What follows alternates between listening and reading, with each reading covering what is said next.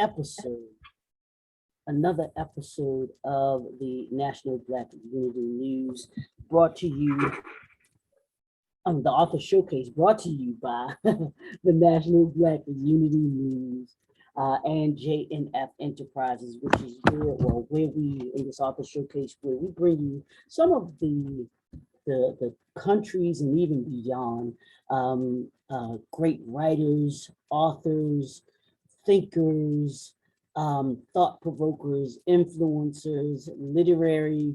I call them giants because everyone that's a part of the showcase is a giant to me, because it's no easy task putting a book together and then having a vision for a book and then putting those words to paper and then having it all line up and taking people on a journey. That's not an easy task. And we're going to talk a little bit about that today too. But we bring you, just some of the great authors and speakers that we've met throughout the country. So tonight is going to be no different than any other.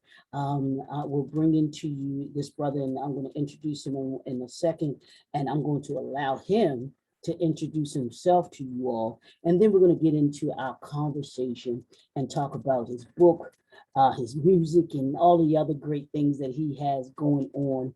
And so I want to bring to you Mr. Alan T. Black, who is just I've read his information, but just a phenomenal guy, and just has some great things that I know that we're going to be having a conversation about, taking on. He's going to take you on a journey tonight as we talk about have our conversation, and y'all will get that in a minute. But Mr. Black, how are you? I am doing fantastic, Mr. McKenzie. Thank you again for the honor.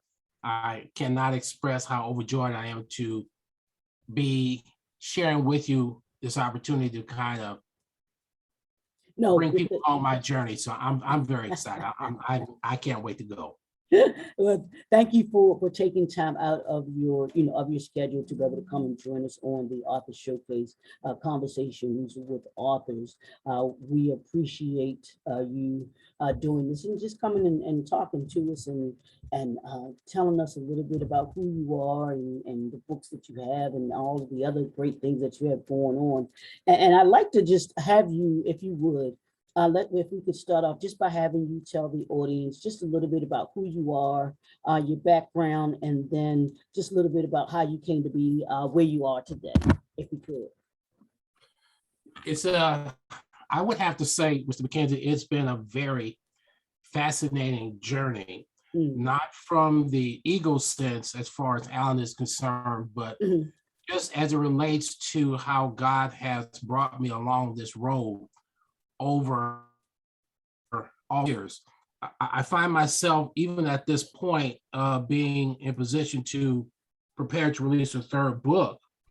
I'm still kind of in a state of disbelief because I find it hard to believe this is really happening. So if I were to start where it all began, the writing side of Alan Black really began back in college.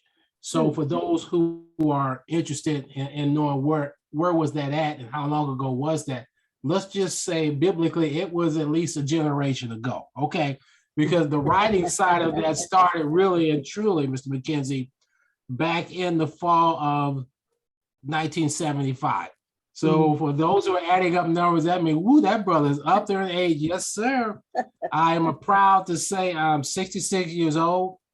And I'm blessed to have made it to this point. So my writing side of who Alan is really began musically in 75. Like most of us our age who grew up in the 60s and kind of had our heyday in the 70s and the 80s, we were exposed to a multitude of different genres of music. So for me, primarily, of course, it was the R&B, the Motown sound coming out of the 60s, and then going into the 70s, the sound of Philadelphia, the Spinners, and people like that. So I've always had a tremendous appreciation of music. And so my music background really began as a kid because my father was a huge music lover. And so that exposed me to music early on, like 8, 9 years old. I laugh and joke about what some of my younger friends were. They don't think there was such a thing as a remote control or something like that. Well, let me just tell you, for those who don't know, I was at the age where, yeah, I was a remote control. When my father said, get up and change that record, I got up and changed that record. Or when he said, get up and turn that TV channel, I got up and turned that TV channel. Okay, so that's how far back we go. But getting back to my father's story of the music, I grew up listening to the Count Basies, the Duke Ellingtons, Ray Charles, people like that was constantly bombarded with that. So it developed in me a great love for music, but more than anything, Mr. McKenzie, it really developed a love for me for the stories that were being told lyrically in the song itself. So that's the first thing I always listen to when I hear a song. I want to know, what's the story? What is it that you're saying to me? Is there a story behind the story? So when I got to college, I had always had this dream of becoming a lyricist. And for those people who are not familiar with that process, the lyricist is basically the person who writes the story for the song. So that's really what my passion was. And I can remember back in 75, I started collaborating and just started writing for some people lyrically, kind of started out in the R&B area. And, you know, it's so important that as we go along this journey in life, that you are positioned by God to get in front of people who are going to encourage you. Because I'll never forget the first thing lyrically that I wrote. I went to one of my college professors, and he was Black. And I was scared to death to talk to him because I'm like a college student. He's like way up here on this other level. And so I was really scared and intimidated, but I said, okay, I'm going to talk to him. And so he read lyrically what I had written and everything. He said, you know, you got some talent here. He said, I'm going to give you a contact of one of my friends back in Philadelphia. And I'll never forget what he told me, Mr. McKinney. He said, you know what? If this is what your dream is and your passion is, he said, never let it leave your spirit. Keep working on it and never stop. And it's amazing when I look back, and that conversation has been 40 plus years ago, but I can still see in my mind where I was at, and I can still hear his words echoing in my spirit. And so that really spurred me on to just write and write and write. So throughout the 70s and through the 80s, I would continue to do some things lyrically where I would collaborate in basically gospel, starting out here in Omaha, Nebraska. And for those people listening, yeah, we out here in Omaha, Nebraska too. So don't get it twisted. And for those people saying, what is out there? Well, we got buildings. It's not Matt and Katie and Marshall Dillon walking up and down the streets. Okay, so let's get it. Don't get it twisted. We out here strong. Okay, so that's a sidebar issue because being from Nebraska, I get that all the time. Y'all out there? I'm like, yeah, we out here. And guess what? We got running water too. They're like, really? I'm like, you know, seriously? Come on, y'all. Let's be real about this. So I started out writing in the gospel arena, and my music background has been extensive to the point where I work with a local production company, a good friend of mine from college. And so we've done some things here musically in gospel where we went to several Gospel Music Workshop of America throughout the mid 80s and through the 90s, where we would present different products that we had done on the gospel tip here out of Omaha, Nebraska. So that's really where the writing really began to solidify in that area back in the mid 90s. Okay. And so I've been able to, from that point forward, continue to branch out where lyrically, I didn't just write for gospel. I started doing some things in R&B, some soul, some hip hop, some jazz pop. I even ventured out in the last 2 years or so and experimented with being a lyricist for country music, just because, again, for me, lyrically, that's what draws me to a song. Okay. I want to hear what it is you're telling me. So that's really where my writing chops have really been rooted in and continue to be in. But, you know, it's a funny thing when I look back at it now, Mr. McKenzie, because I see now that all of that was establishing the foundation and preparing me for the day when God said, okay, now I'm going to need you to kind of cross over and do something totally different with your writing skill. And that really began back in probably, I'm going to say late fall 2015. And I'll never forget when it happened. I was working part-time because I'm retired. And so I have a part-time job just to kind of keep me busy and everything. And so the place where I was working would just do hotel reservations. So I would go in the morning, like at 6 in the morning to about noon or so. So at 6 in the morning to about 8 in the morning, it would be real slow. So there's nothing really to do. And I'm not that guy who's on the internet reading social media blogs or stuff like that or playing games. That just doesn't interest me. So, Mr. McKenzie, what happened in 2015 was I would just sit there and just kind of start freestyling and just kind of start writing out some thoughts and everything that were coming into my spirit. And I started writing and writing and writing. And I'll never forget, after I finished up about 3 or 4 of these, what I call short inspirational essays, I remember after I finished about the 3rd or the 4th one, it kind of scared me, if that makes sense, because I had never written in that arena before. And the thing that was even more frightening was the fact that when I would write something, I would finish it usually between 6 in the morning and 8 in the morning. And let's just say I finished about 7:30. I would come back and reread about 10 o'clock that same morning. Okay. I could not remember what I wrote. Wow. I could not remember what I wrote. And it scared the daylights out of me because I was thinking, am I losing my mind? What's going on here? I've never experienced this. And so I wound up talking to a friend of mine who was a minister at that time. And I said, bro, what's going on? Because this isn't what I normally do. And he said, well, are you willing to be open to what God's calling you to do? I said, yeah, of course. He said, well, this is a time of the season where he wants you to be a Christian writer. And so I'm looking around like, bro, you're talking about me. I'm not a writer. And he said, yeah, you're being called to be a writer. And so I said, what am I supposed to do? He said, just be obedient and just do what the Holy Spirit tells you to do. And so I thought, okay. And then he also said one more thing. I'll never forget. He said, don't overthink it. Okay. Just go with it. Because my background in terms of my professional career was in academics. So I tend to analyze and process things and reprocess. So he said, don't let that side of you get in the way. Just be obedient and just go with what God's calling you to do. So I wound up actually throughout 2015, I'd accumulated a bunch of these inspirational essays for my first book, and I didn't really know what to do with them. And so I remember I was talking to a friend of mine. She said, well, why don't you write for a blog? And I'm like, well, I'm not a writer. She said, well, what do you call this? I said, okay, yeah, I'll try. So I remember the last 3 months of 2015, I actually started reaching out to some blogs across the internet. And probably the first 10 or 11, they said, no, they weren't interested. And I thought, okay, well, I'm going to try one more. So I remember I reached out to this blog over in Singapore called Christian Blessings. And this was about the Thanksgiving of 2015. And so I sent her one of my sample essays, and I said, well, okay, this will probably be no as well, and then I'll be done with it. Well, to my absolute shock, Mr. McKenzie, she wrote me back the next day. She emailed, she said, hey, I like what you're doing. So I want you to write for my blog here in Singapore. I'm like, whoa, wait a minute now. Hold on.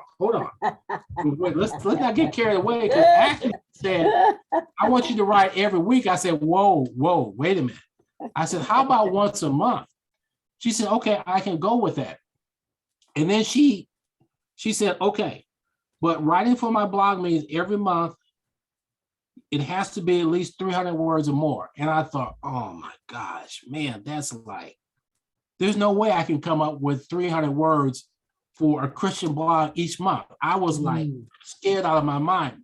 But you know, one thing I want our audience to get out of this is the fact that you're going to come up against obstacles each and every time when God takes you on a journey. But they're there for the point of testing how strong is your faith and how much do you really believe in what he's telling you to do. And so I had to walk through that particular valley and say, okay, I'm going to trust you, God, and I'm going to see what I can do for this blog over in Singapore. And so the editor for January 2016, I'll never forget, she said, I need you to come up with something related to the beginning of a new year. And so about a week or so before the end of 2015, I'm racking my brain. I couldn't figure out what I was going to write. And then one day I'm riding in the car and the song came on, Old Lang Syne, Should All Acquaintances Be Forgotten? Right, and I thought about that. I said, I kind of like that. And I said, well, God, what can I do with that? And so a couple of days later, I was just obedient and God gave me a message built around Old Lang Syne, and the point of it being that it's a new year. And when we go into a new year, what do we talk about doing? We talk about will old acquaintances be forgotten? Mm-hmm. And that was the title of my first essay for this blog in Singapore called Old Acquaintances. The point of that story is, what are you willing to do to say goodbye to old acquaintances and become a better you each and every day? And so that got me started writing for the blog in Singapore. And I actually wrote for them for 5 years from 2016 until the end of 2020. So that really kind of kept me going in the writing arena. And then along about 2016, as I came to the end of 2016, I had all these essays. I had about 30, 35 of them. So I was trying to figure out, well, what am I going to do with them? So I said, well, maybe I'll try to be an author. I had no clue what I was doing. Right. And again, I'll say to your audience, you're going to go into a journey where you just don't know where you're going. Sometimes you don't know what to do, but you just have to walk on your faith. And you just have to keep that walk of faith and know that God will place people in your life for a reason and for a season that are going to get you to where he wants you to go. And so I remember going into 2017, early 2017, I had these essays. I said, well, I'm going to write something and see what to do. And I'll share with your listeners, I'm sure everybody's heard of it. It's called Fiverr, Fiverr. Mm-hmm. And so Fiverr is a community, it's a worldwide community, Mr. McKenzie, where you have different people with different skill sets and different abilities. And so I went into Fiverr in February 2017. And so I reached out, I said, well, I need somebody to maybe format this and edit it and everything and see what they can do with it. Now, I was so naive that I thought when I put in this request the first Friday in February 2017, I thought, okay, I'm going to put it in. Maybe about 8 or 9 months, somebody will reply to me and get back to me. That's just where I was at. But to my shock, and this was on a Friday night, the next day, Mr. McKenzie, I had 30 people say they want to work with me. Blew me out of the water. I was like, oh my good Lord, what am I going to do here? And so I narrowed it down. I wound up working with a lady in South Africa. She did the formatting, the editing and everything and got it ready and got it uploaded to Amazon. And it appeared on Amazon in May of 2017. And I'll tell you, when I first saw it, the first night I saw it on Amazon, I just literally sat there and just stared at it for about 5 or 10 minutes. Not because I felt puffed up or I felt like I was all of that. It was just the opposite. I stared at it because I was so amazed and overwhelmed by what just God had just accomplished through me just being obedient. Because I'm sitting, I'm like, man, I got a book on Amazon. I'm looking at my picture. I said, yeah, that's me. And so it was just an amazing moment that I thought, God, there's no limit to what you can do. I mean, we say that, Mr. McKenzie, but I think the real meaning of that really hits you when you go through something or you do something that's beyond your natural ability. And then because of your walk and your trust, you then see something come to fruition that you had a dream about, but you didn't know you could accomplish it, but God got you to that point. Now, I'm not going to pretend like getting to that point in May of 2017 was easy, because there's also going to be those opportunities for people who are going to try to bring you down.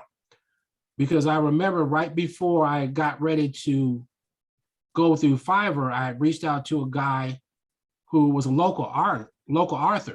Mm-hmm. And I was talking to him. I said, well, what do you think and how should I do this? Mr. McKenzie, it was the worst conversation of my life for 20 minutes. Yeah. It was negative. Yeah. It was hopeless. Yeah. By the time I got off the phone with him, I thought, that's 20 minutes of my life. That's 20 minutes I'll never get back. Yep. But you know what? Instead of me saying, well, I feel down, I can't do it, I said to myself, I don't know what his experience is, but that's him. I said, God didn't bring me this far for me just to stop right now. That ain't happening. It ain't happening. So I just kind of blew that out of my system. I said, look, I got things I need to do. And so I just went forward. So I got my first book released in the summer of 2017. And the name of that book appropriately is called Here I Am, Lord. And the reason for the title of that book is simply because I got to a point in the journey where I just said, okay, Lord, here I am. What do you want me to do? Mm-hmm. That's the real meaning behind that title. If people were to ask what type of writings are they, it's kind of hard to describe because in essence, each essay is kind of a short essay of about 3 pages, different topics, different observations that I've experienced in life, different experiences and things like that. And so like one of the titles from the first book is like, Can You Hear Me Now?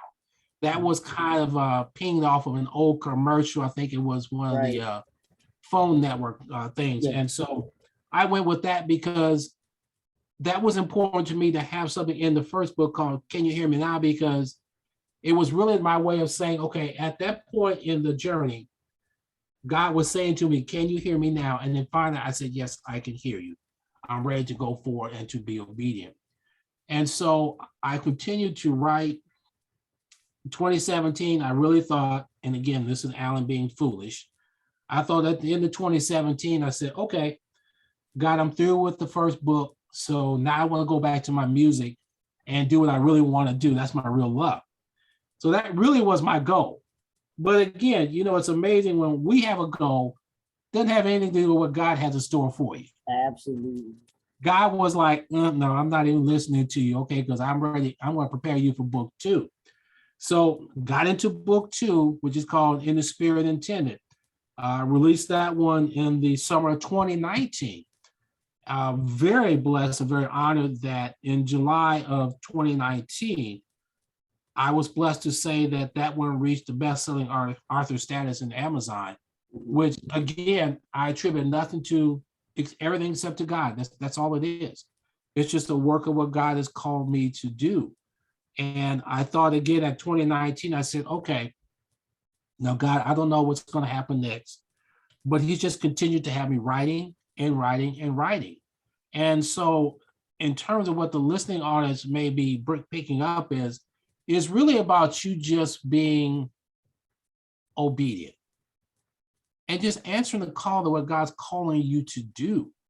And in the process of doing that, Mr. McKenzie, keep in mind that what he has for you to do is for you to do. It's not about anybody else. And be open to the fact that you're going to have people who are going to encourage you. And realistically, you're going to have people who are going to say, I don't see how you could do this. But you want to keep your eyes focused on who's really leading you and guiding you through the journey that you're going through. And don't take your eyes off of that, because he'll get you to the mountaintop. And then you'll be able to say, yeah, I got there. And it was because I put my trust and my faith in God to get me to where I needed to go. And again, don't listen to the haters, because you're going to have them out there. But haters are going to hate. You and I both know that. That's just who they are. So that's just kind of a brief overview of my journey, which continues to this day. And I'm just trying to be obedient and try not to be hard-headed. That's all I'm trying to do. Let me ask you this. What did the blog writing and then getting into your first book, what did that teach you about you? What did you learn from that? It taught me to be more bold in my walk, if I can describe it like that. Because I think I shared a few minutes ago when the editor in Singapore said it has to be 300 words, I about passed out for dead. And I thought, there's no way I can reach 300 words. I'll never forget what she told me when I first got started. She said, I'm going to tell you what's going to happen. She said, you're falling out for dead about 300 words, but she said, trust me, there's going to come a day where 300 words come to you so quick Yep. that you can't turn it off. And I'm like, oh, I don't know about that. So it's taught me to look at the bigger picture, keep stepping forward, and don't let doubt get in your way, because it's easy for us on this Christian walk to say, well, I don't know if I can, and it might be above me. That's our human nature to respond in that way, but we have to move beyond that natural and gravitate towards more of the spiritual side and recognize that if God's called you for something, he's going to equip you to do it. So what I'm finding now in terms of my writing is, instead of the 300 words, at 300 words when I'm writing now, I'm just getting cranked up. And I'm like, I done blown past 300 words real quick. So it's teaching me to grow and to stretch. One thing about a mission that God will take you through, he's going to grow you. He's going to stretch you as much as anything.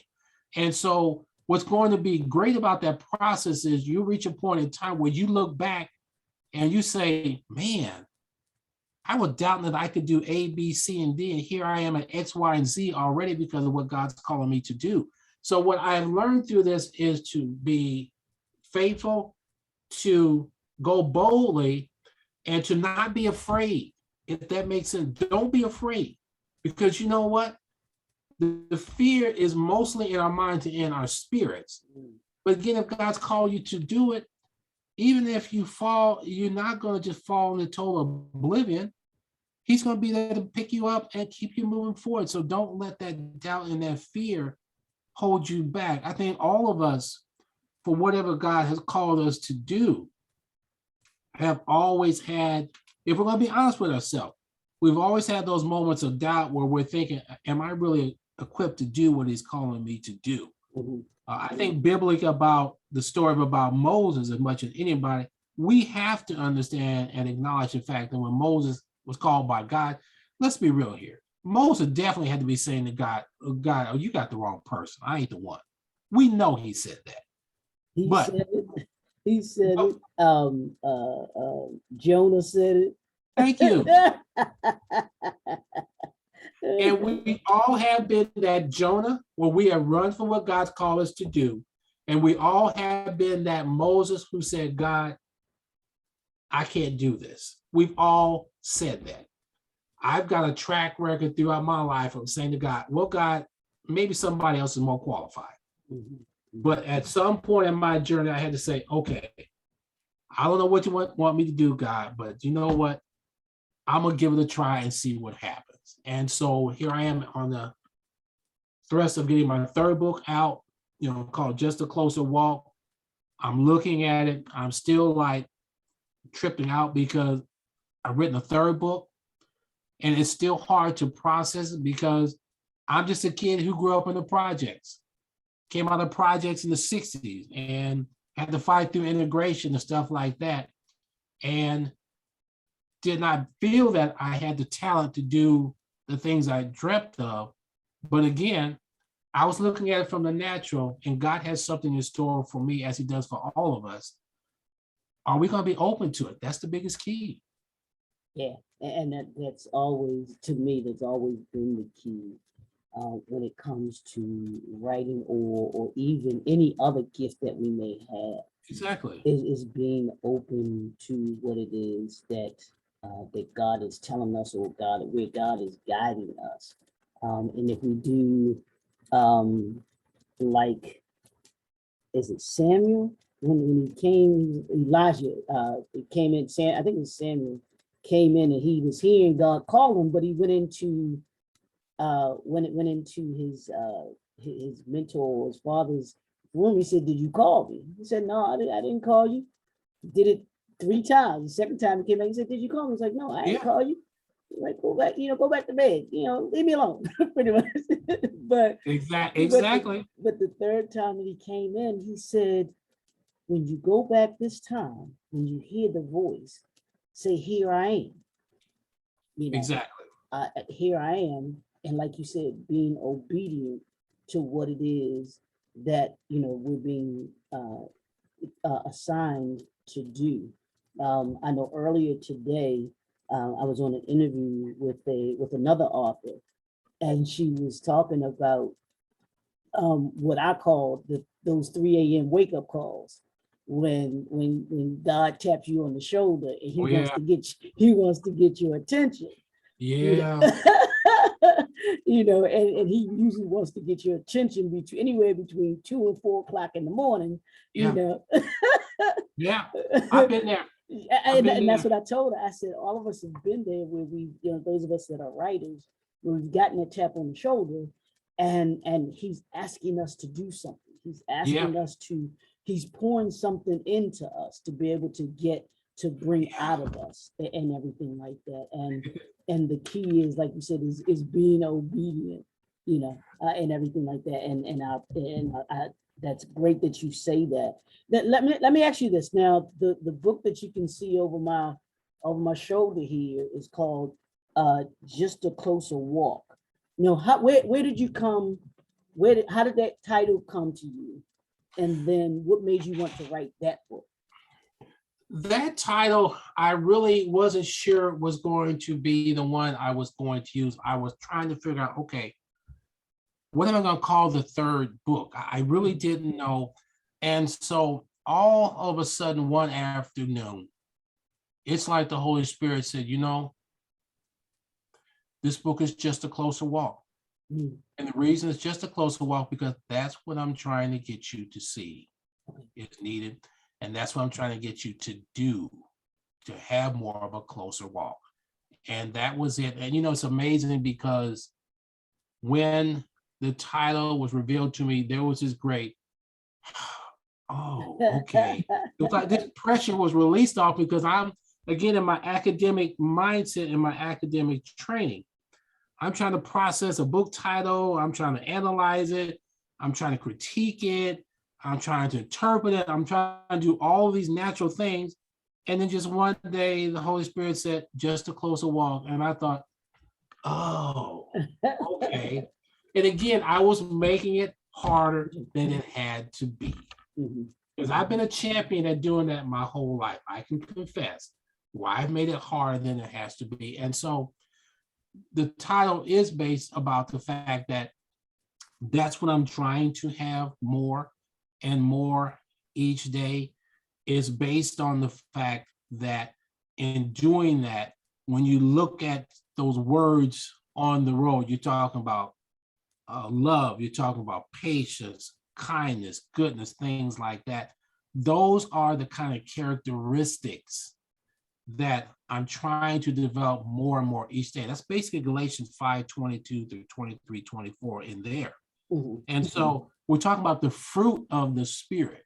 And so what I'm trying to develop on a daily basis is more and more of that fruit of, say, what the Holy Spirit really is all about. And so that's why that title is there the way it is, because that's what God wanted me to call the book. And that's what he's calling me to do. And hopefully he's calling all of us to do on a daily basis. And one thing about the closer walk to keep in mind for our listeners is the fact that that's your individual walk that you're going to have with the Lord. You don't have to, and you shouldn't compare your walk with somebody else's, because that's their walk.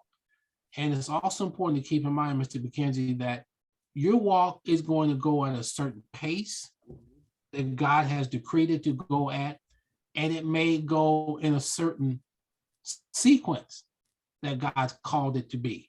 So what we have to do, and one of the problems in our Christian kingdom, is the fact that we easily get caught up with trying to compare what I'm doing with somebody else's. Well, their walk looks better than mine.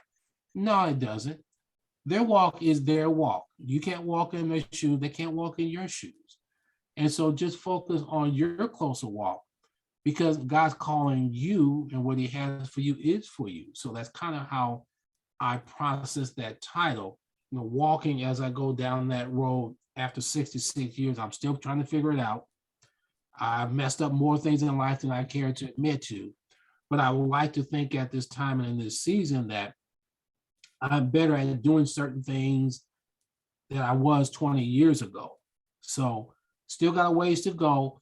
And that's what that walk is about. Each day trying to be more and more in tune with the fruit of the Spirit as demonstrated there on that road to salvation, on the road to heaven, basically. Now, two things. Is that what this book is about? And then two, what do you want the readers to come away with from after they've read A Closer Walk? When they read any of my books, a particular Closer Walk, they're going to read basically a reflective type of book. It's also very observational in terms of things in life that I have seen and I have experienced. The titles are very down to earth. All of my writings, Mr. McKenzie, are not written from the position of being an apostle or being a pastor or bishop or anything like that. Mm-hmm. All of them are basically coming from a regular person. One of the titles in the third book is called An Ordinary Joe. The reason for that title is by definition, and this is Alan considering who Alan is and what Alan is about. Alan is an ordinary Joe. And so I wrote that one particularly as a reflection of who I am and who I have been throughout this walk of life. I've been an ordinary guy who came into a time in the season where God called me to do this thing called being a Christian author. And so all of my writings are reflective, they're observational. I hope they're giving people a pause to stop and to think. And they're cathartic in the sense that I'm getting a lot of things out through the course of my life that I've had to deal with. I know that one of the chapters in the third book is called Exodus.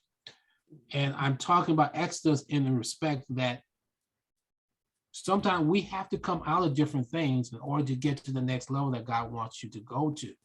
And so I kind of frame that one as far as Exodus is important because God's calling you to come out of some things, but he's also calling us to not go back into them as well. And so that's really what the third book is about. It's very reflective and observation about different things in life that I have intended. I think the last chapter we're getting together for the third book is called Journey Unexpected. That one concludes the third book because purely and simply, Mr. McKenzie, all three books and this entire journey of being a Christian writer was something that's completely unexpected. Mm-hmm. I never, ever had the desire to be a Christian author in this arena. Wasn't my plan. Mm-hmm. I'm still kind of mystified as to how did I get to this point? Mm-hmm. Because again, it wasn't my plan, but you know, Jeremiah 29:11 talks about God knows the plans that he has for you. And to our audience, keep in mind, let's just be real about it. Sometimes your plan doesn't have a thing to do with what God's planning for you to do. Yep. Now that's hard for us to accept. And so we have to kind of swallow our pride sometimes and say, okay, well, God, you want me to go left, but I want to go right. Well, that's not what God had in store for you. He said, go left. And there's a reason for it. So when I concluded the book with Journey Unexpected, I was talking about the fact that all of this has been something I never expected to do. I'm still kind of tripped out about how did I get to this point, but I finally have given in to the realization that if I would just be obedient and just continue to follow what God's calling me to do, he's going to take me to places that I've never expected to get into. And that's kind of where I'm at today, even in October of 2021, going into arenas that had no idea I'd ever be on. I mean, realistically, the thought of doing an interview with Mr. McKenzie 4 years ago was like, I can't do an interview. I mean, what am I going to talk about? I mean, who am I? And we all have those feelings of insecurity, but God's also pruning you from those insecurities, and he's developing in you the things that you're going to need to represent him to the best of your ability. Yeah, and here's the thing that I've said, heard, and everything else. He said, if you want to make God laugh, tell him the plans that you have for your life. Man, please. You know, and that's the way that it is, and we can be We can be stubborn and as stubborn as Job was and say, I'm not going to Nineveh. Yeah. But here's the thing about it. You're going to get to Nineveh. It's just a matter of how you going to get there. You going to get there the easy way, or you going to get there the hard way. the hard way through the belly of a whale, shipwrecking everything else. Woo. I can attest to the fact that, man, I have made this whole thing so much harder. One of the things that I have my conversation with God in the morning when I'm doing my walking and everything, and on a daily basis, I pretty much say, God, you know what? I just wanted to apologize for being so hard-headed and so stubborn. And as my father used to say, boy, you got a head like a brick. And he was right. I got it from him, if I may defend myself in that capacity. But a lot of times I'll just say to God, God, let me apologize and I please forgive me, because, man, I have made this thing so much harder than it had to be. Yeah. And I think sometimes if you're going to be real about this, you have to confess to God, okay, God, I have messed up a whole lot of things, but isn't it amazing that grace just continues to be there? And I think sometimes I think, God, you know what? I'm not sure I'd have fooled around with me to begin with, but I'm glad you did. Okay, I'm just keeping it real. Yeah, and that's the wonderful thing about who God is. He already knows the mistakes and the hard-headedness that we're going to be, and He loves us anyway. And he says, "Hey, here's the beautiful thing about the things that we go through when we go through them in this walk that we have. It makes us who He wants us to be."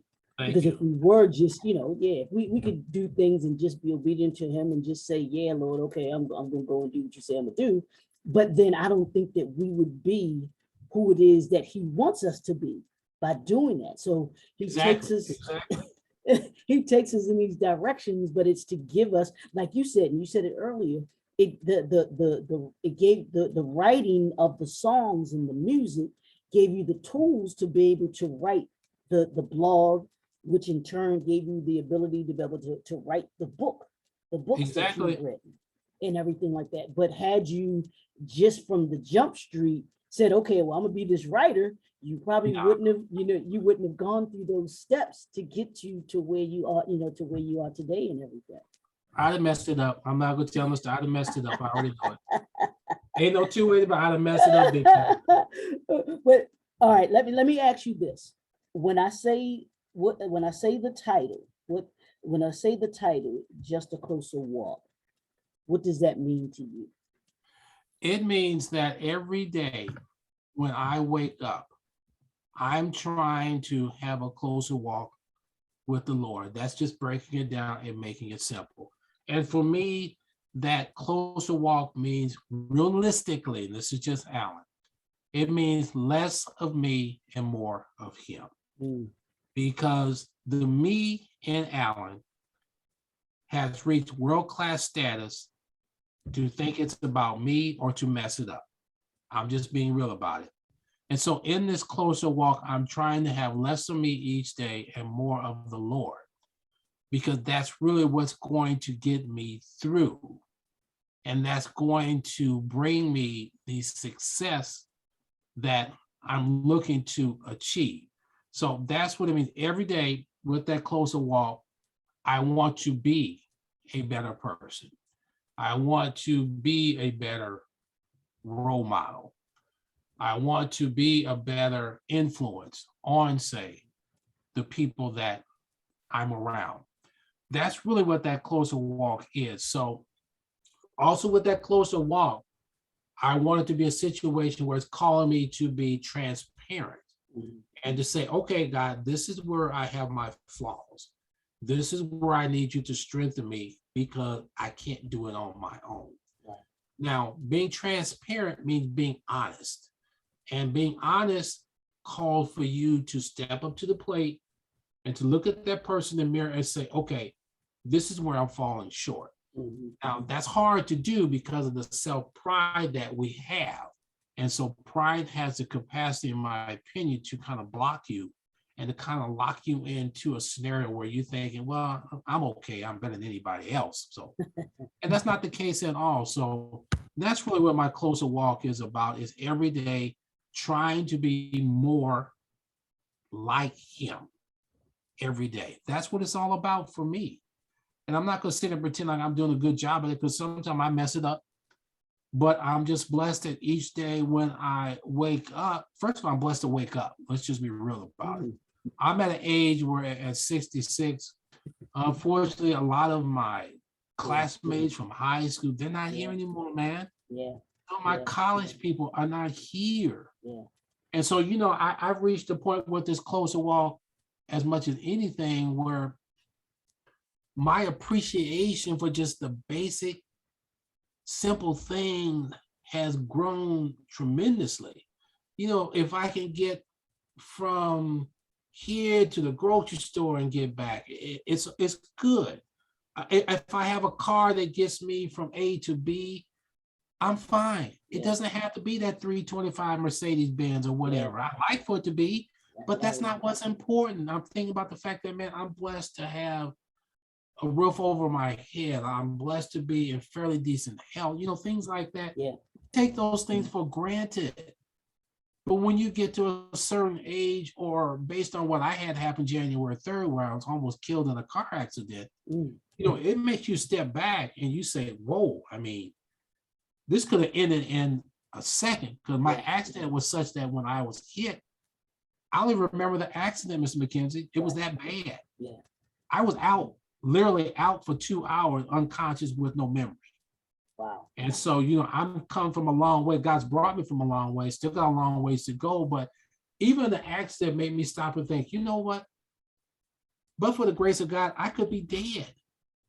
And based on the way the guy hit me, he almost hit me broadside at about 50 miles an hour. He hit me in the left front tire area. And the officer said about 2 seconds later, if he'd hit me in my driver's door, I wouldn't be alive.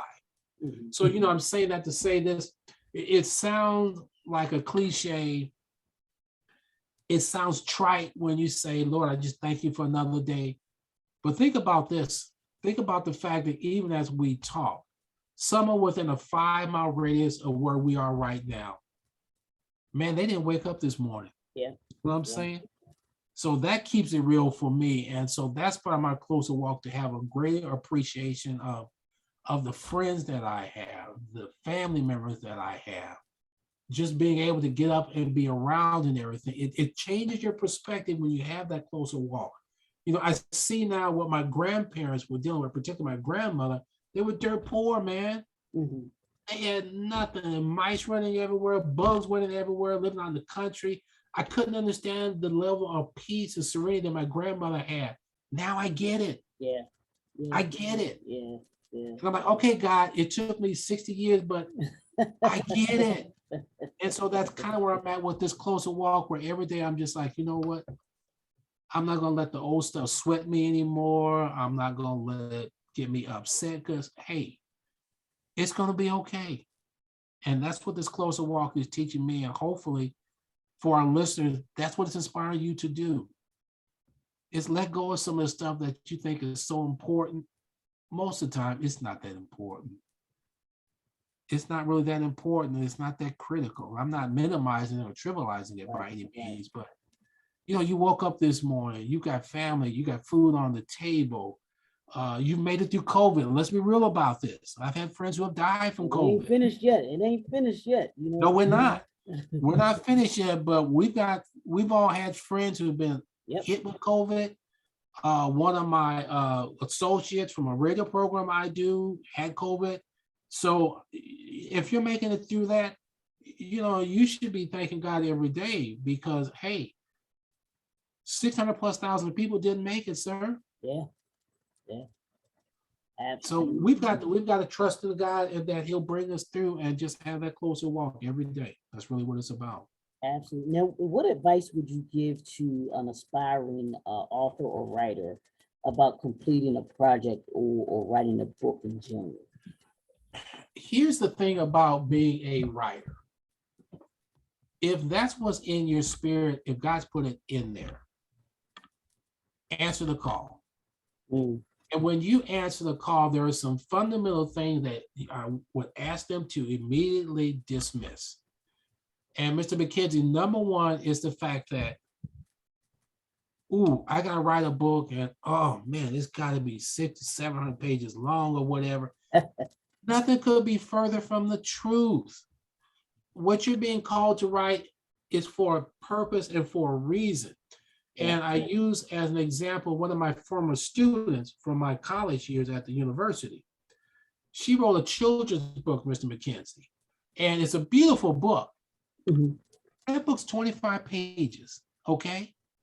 But it's 25 pages that are, it's a beautiful story about some African-American young ladies growing up and things like that. So number one, don't worry about how long your book is. That's not what's important. Your book could be 10 pages, it could be 1,000 pages, but you know what? Answer the call. And when you do become enthralled with writing, don't quit. I know that sounds like a cliche, but it's important that you don't quit, because you know what? There's a purpose for you to go through that journey and then get to the point where you complete it. And the reason for that is because it's twofold to me. Number one, you're validating what your calling is by completing the project. But number two, whether you realize it or not, someone is watching you and they're seeing what you went through. And you never know who's watching and who may hear about you being an author. And you may ignite something in that person who said, well, I don't know if I'm good enough, and I don't know if I'm qualified, and man, I just can't do it. But we never know what we're doing in kingdom work, how it's going to impact and speak to others. And so that's a part of what's important for a writer to continue to press onto the mark, because number one, you are going to be an example for somebody else who wants to do the same thing, but they may be struggling with the feeling that I can't do it. And so I say to the writers out there, don't let it stop you. You've got so many resources out there these days to get it done. And again, the book does not have to be 300 or 400 pages long, because most people are not going to read a book 400 or 500 pages long to begin with. They don't have the time or the patience. So write what's on your heart and do it because that's your calling. And you don't want to let people who are going to be the haters try to talk you out of it, because you know what? Haters are going to hate, and they'll keep you from doing what you've been called to do. So just don't quit. I know it's a cliche, and just go for it. I'm an example of somebody who started this journey in 2015 to be a Christian author, had no intentions of doing it. None. And I'm still blown away by, man, God had me to write 3 books. I can't believe it. And so I hope what's coming across from everybody else, number one, I've just tried to be humble. And if there's 3 things I would say, I've tried to be humble, I tried to be obedient, and I said, okay, I'm going to trust you, God. Trust is so important. It's those 3 characteristics that have kept me on the road that I'm on. Now, the most difficult of the 3, without question, was obedience. Because I kept thinking, no, God, I want to do my music. This is not what I want to do. And like you said, God would just laugh at us and say, you know what? When you get through being stupid, then I'll come to you and we're going to do what we really need. Now, what was the third one? You said humble, obedient. What was the third one? Humbleness, obedience, and trust. Oh, trust. That's what it was. Trust what God is calling you to do. Because if he's calling you to do it, something I've learned in church, in the body of Christ a long time ago, and it's true today. Whatever God's calling you to do, he'll get you prepared to do. And I'm a living example of the fact that God does not call the qualified. Mr. McKenzie, he does not call the qualified because he qualifies those that he calls. And I'm just gonna let you know, you just gave me an acronym for humble, obedient, and trust. Be hot. BHOT. Don't think I'm that deep because I didn't think it, man. Go with it, Doc. No, Just go with it. I saw that. That's why I had to get to number 3, get the third one. I was like, wait a minute, hold on. But I ain't that deep. I ain't that deep. I promise you. I'm not. but I love that. Be humble, be obedient, and trust. I love that. I love that, man. That is cool. Now, what's next for you? What do you have going on? What do you have musically going on? What do you have going on with the books? Well, musically, I'm looking at a project for 2022 lyrically where I'm going to collaborate and come up with a Christmas song. A Christmas. Really? Okay. hymn. I've always had a desire to write a Christmas song. So lyrically, I've got that prepared. So I'm going to work on that in 2022. The writing side, the authorship side, actually, I'm about 80% done with a book that I'll probably release in 2023. It's going to be a co-write with my sister. And so it's going to be kind of like a children's sermon type book. So we're working on that for 2023. So she's going to co-author that. So to be honest with you, and I mean this from the bottom of my heart, I'm more excited about her being a co-author than I am being an author. That means more to me to see her name on a book. Man, I'm done. I can go to heaven.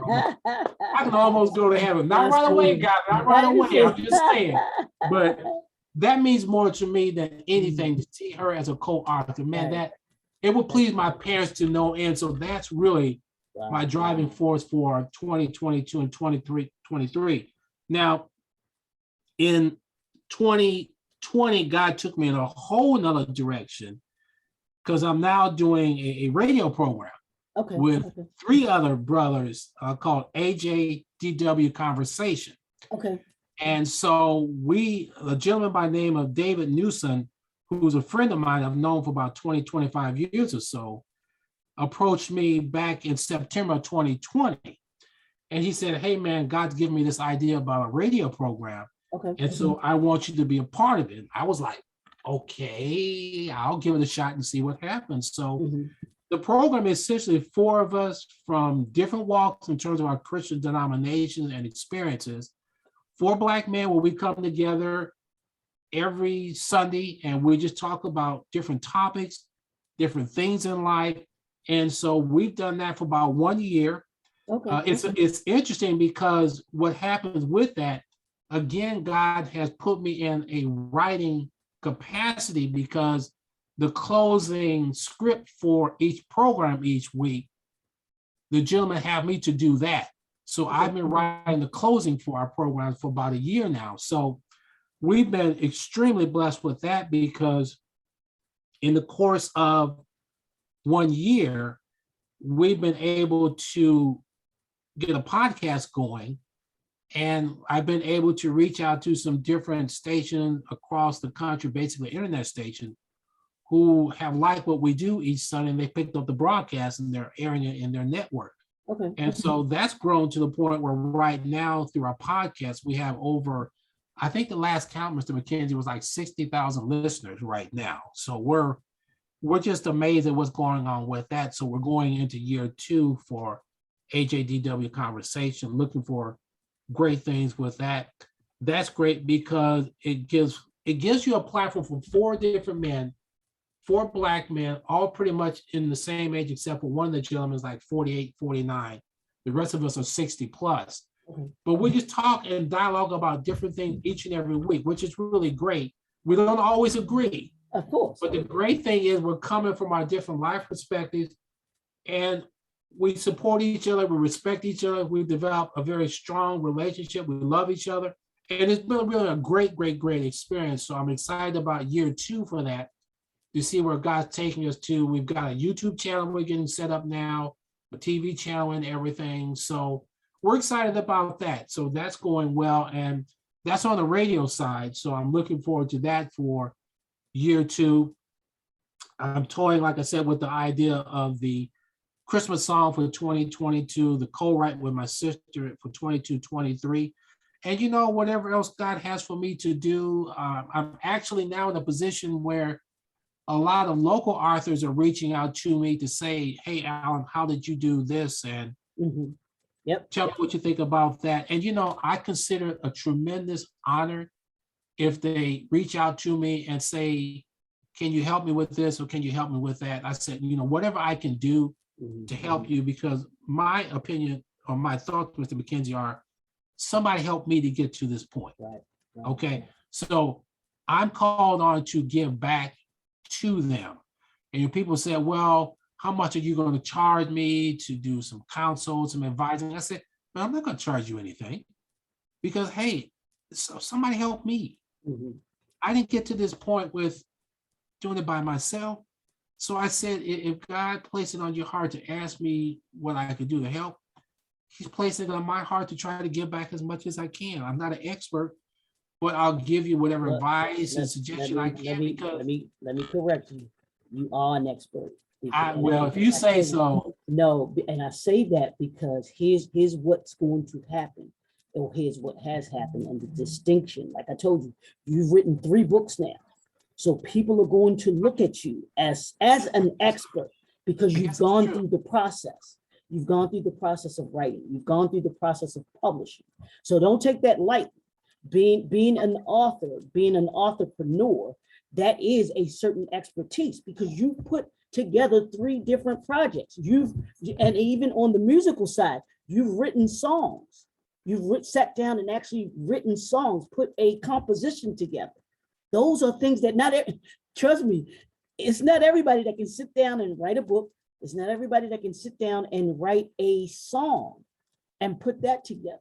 So when people are going to, whether you believe it or not, you will see, like you've started to see, people will acknowledge you and see you as an expert, just at the minimum, just because of that. Just because you've written a book, just because you've written songs, because you've gone through that whole process of doing that. It happened to me. I was like, what do I know? I have people ask, well, how did you do this? Or I'm having trouble with this, or I don't quite understand with that. And that's what prompted me to go in the avenue or start to do the publishing, because I found out, hey, there were things that I knew, and I bumped my head against the wall against things that I could show others and teach others. Hey, this is what you can do. Exactly. This is how you be able to do that. These are the things that I've learned. And you'll, even from the books that you have, it's going to put you on platforms where you speak, because you'll be able to talk about first of all, our Lord and Savior. That gives you, where you talk about him, but even the content of the books that you have, what you have in there. Folks will say, well, what's this? Just a closer walk. How did you do that? How did you get to the point where you became closer to God? Or what made you want to listen to God, to say, here I am, Lord? What process did you go through? So those are different things that people will gain from you and be able to get from you, because they're looking for structure. They're looking for discipline. That's true. The discipline of how you do things the way that you're doing and everything like that. So yeah, you definitely are certainly an expert now in what it is that you do. And I guess I don't think of myself as no circle. I'm just me. Yep. Does that make sense? I'm just me. It does. That's because you're a humble person, and not everybody embraces it. But at the same time, as you walk in this journey as an author, as you walk in this journey as a composer, you become a little more comfortable with it. You become a little more open to, I do kind of know a little bit about a little bit, because I did do that. That's true. When you look at that book, because I did it when I had my first, when I wrote my first book. I literally sat on my sofa, sat on my couch, and I cried. I was like, man, you actually did this. Yeah. You did this. You actually took what you had in your mind, that you made that vision of what it was, the thoughts and process, all of those things, and you put it into a book. And that's a beautiful thing. And And me and another author, we were talking the other day, and I was like, "Hey, you've written a book just like T.D. Jakes. You've written a book Oh, just that's like true. That's true. you I never thought about that. I never thought done about that." that. Yeah, and nobody can. Here's the thing: those books will outlive you. They will be here beyond you. Yeah, So that's true. people, when Alan Black is gone, your digital literary footprint that you left in this world will continue to be here. And can't nobody do nothing about it. There's nothing that I never anybody, thought about that. I never thought about that. there's nothing that anybody can do about that. You know, so absolutely, yeah, just yeah, and embrace it, and when like, you can be humble, but at the same time too, understand that that can be I'll tell you, it's another stream of income for you, and that's what the books create for you. It Mhm. creates platforms, it creates additional income streams for you, because people will look to you to be as an expert. They will look to you to come speak. They will look to you to give them Mhm. guidance in writing books. And it's how you can pour into the next generation, Exactly. because they don't know. They don't That's know. true. So, That's true. so That's all of very those things are what you can look for. I want you to give people, how can they connect with you? How can they purchase, where can they purchase the books?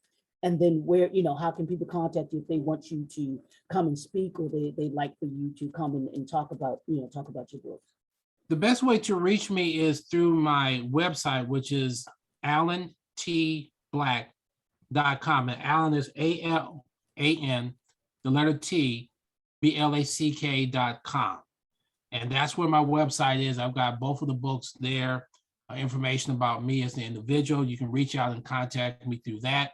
I'll leave you my email, which is Alan Spirit. What's my email? Oh, AlanSpirit7@gmail.com. I had to stop and think. I I know, don't right? email myself, so I'm like, yeah, AlanSpirit7@gmail.com. I had to stop and think, man. Yeah. I'm like, I know the what's my feeling. email address? I had to stop and think I there. know the So, feeling. But and that's you know the one, and whatever I can do to encourage somebody or just let them know that, hey, they can do it. I feel like that's what the time and season is for me, as much as anything, is to give back, because somebody did it for me. And so that's really what drives me as much as anything right now. What can I do to be of service, to be of help, and to encourage somebody? That's really where I'm at this point in my life. So absolutely, and we are thankful for that. And Mr. Black, I want to thank you for joining us. This has been I told y'all this was going to be another phenomenal conversation. It was going to be another journey that we have with the Author Showcase, and this is just another example of what I keep telling y'all about these phenomenal writers, these phenomenal authors that come to us, and we're blessed to have them to come and share just a little bit about who they are, their mission, their message, their movement, their motivations, all of those things that encompass who they are. And as you can see, they're versatile in their gifts, and they're unashamedly about using those gifts. And I'm appreciative that they've decided to share their gifts with us and come to talk with us. It's been, I've enjoyed this, Mr. Black. I've been doing this with the National Black Unity News, this is the latest issue where you can see Mr. Black, and you can get him and see all of the other authors that are part of this showcase through the end of December. You can go to www.tnbun.com and subscribe there to get your paper delivered right to your door. You can subscribe and get the subscription right there online if you like to, because we have both digital and we have the physical print of the newspaper. But bringing you all on to this author showcase, I'm so blessed, because I get to have conversations like this with people that reach, hopefully that reach people throughout not just this country, but across the world, because it is an international paper. It's not just a national paper; it's an international paper that you're not going to find You're not going to find the stories that are in this newspaper. You're not going to find some of the authors that are in the showcase.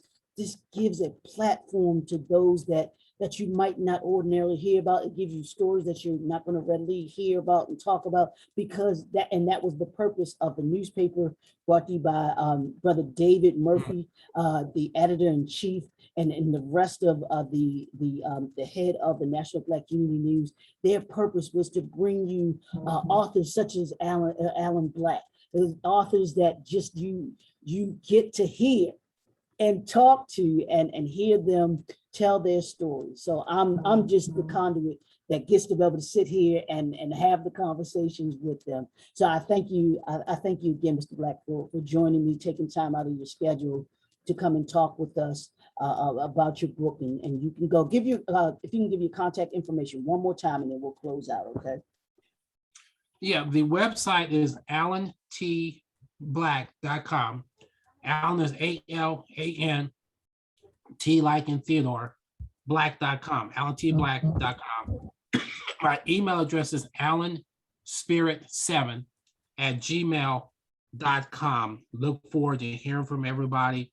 Mr. McKenzie, believe me, I cannot thank you enough for the honor to share my story. And one more thing I'll say from my story is, don't ever think you're too old to do what God's called you to do, because this part of my journey started when I was 60 years old. 60. And I'm like, and here I am at 66, and I'm still going. I'm like, man, I'm thinking, well, God, you need somebody who's 25 or 30, because I ain't got the energy. No, sir. There's no such thing as age and what God calls you to do. Yep. Don't let age or lack of what you perceive as ability stop you from doing what you're doing, because look at me, a kid from the projects that reached this plateau only because of being obedient. Like you said, that hot thing, being humble, obedient, and trust. That, bro, that's it. That's all I got. That's all I got, bro. If Colonel Sanders can open up a Kentucky Fried Chicken, I think he was 66, if I'm not mistaken. I know he was around 64, 66 when he get, then who are we, and who are we to say that we can't do what you're doing at 66? Come on, somebody, let the church say amen. Let the church say amen, okay? I love it. So we want to thank y'all for tuning into another episode of the Author Showcase, brought to you by the National Black Unity News and JNF Enterprises. As I said, this is 2021, you all. We're in the last quarter of 2021. And we want you to close out strong. We want you to finish strong, this year strong. So whatever those things that you still have on your assignment list for these last 3 weeks, we want you to make sure that you complete them, that you go after them with reckless abandonment. There's no such thing as, here's what I tell people fear stands for. Some people say fear stands for, false evidence appearing real. But that's not what I say fear is. Fear is this: face every assignment relentlessly. Because when you face every assignment relentlessly, you have this mindset, and that is, you leave the familiar and you elevate your influence. You leave the familiar and you elevate your influence. And that's what we're all about. We want you to be better by the end of 2021 than you were at the beginning of 2021. And you do that by grabbing books by Mr. Black, by getting books by the other authors of the National Black Unity News Author Showcase, and make yourself better. Picking up a book and reading a book, reading several books, reading more than just one book. So my name is Leroy McKenzie, the Impact Builder, and we'll talk to you all next time on the Author Showcase.